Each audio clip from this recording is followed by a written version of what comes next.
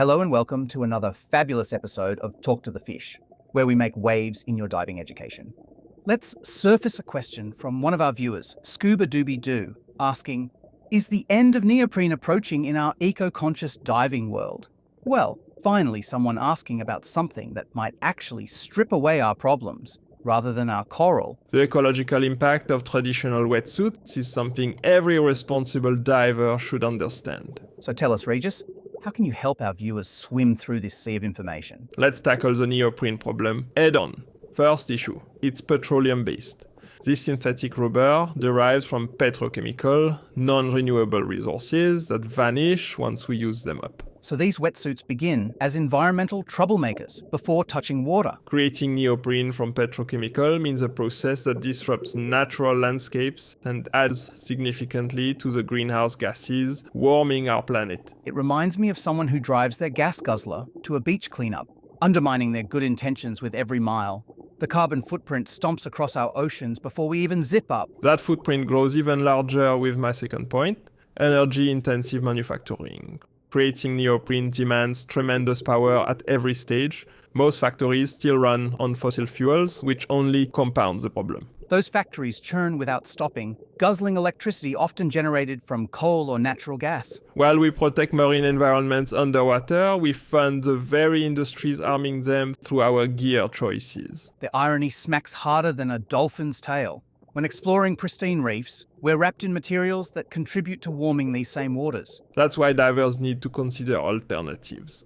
The industry has begun to respond with innovations that might transform our approach to thermal protection. Which brings us to an exciting crossroads for the diving community. We must balance our love for ocean exploration with responsible choices that won't harm the very environments we cherish. What other environmental concerns should divers know about traditional wetsuits? The third major problem haunts us long after we're done with our suits.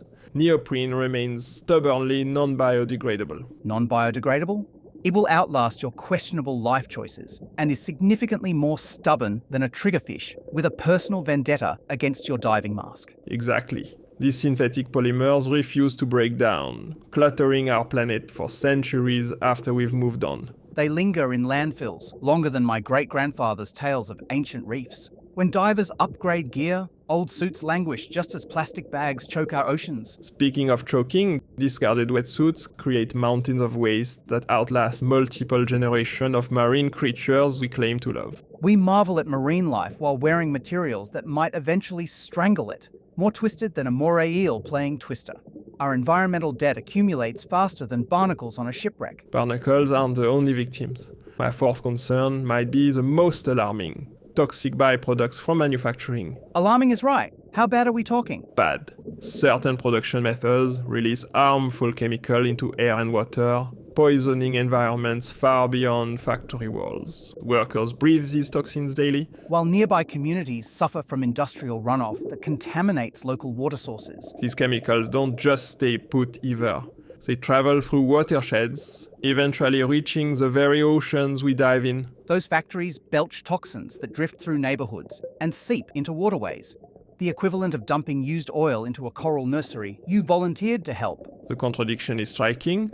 We dive to appreciate pristine underwater landscapes. While our gear production destroys similar environments elsewhere. We shield ourselves from cold water while exposing others to harmful compounds. The health impacts extend beyond human too. They ripple through ecosystems just as surely as our fin kicks disturb sediment.